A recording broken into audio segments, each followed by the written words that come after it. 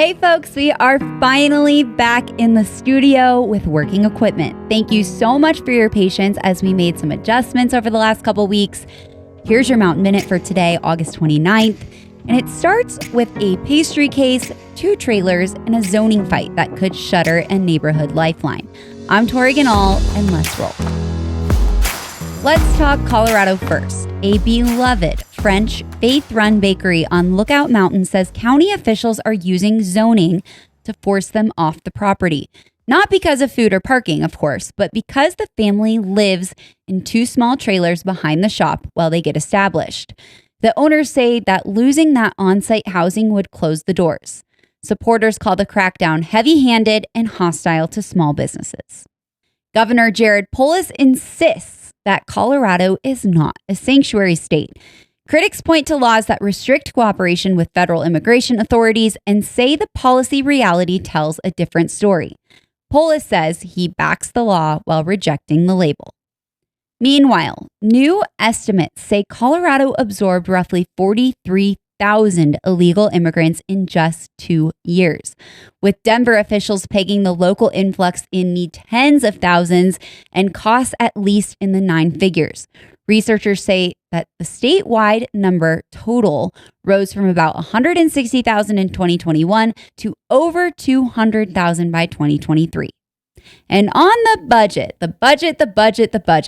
lawmakers ended the special session by handing Governor Polis the steering wheel for up to $300 million in spending cuts and signaled they'll also tap reserves.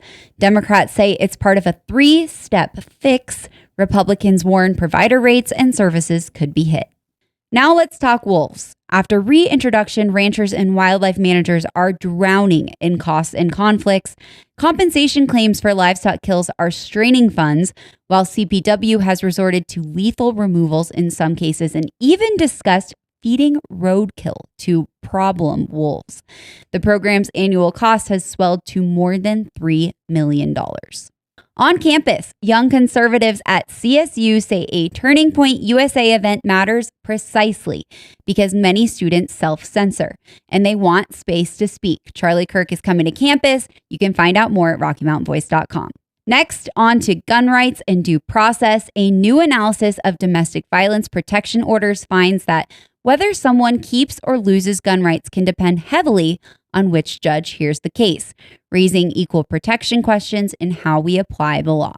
Fairness in women's sports stays hot. A media critique argues the New York Times smeared Riley Gaines and XXXY athletics while dodging the core issue of competitive fairness for female athletes. And let's talk big picture culture. One writer for Rocky Mountain Voice says Colorado's rapid population growth and leftward policy shift are fueling resentment in neighboring states and erasing the state's old independent character.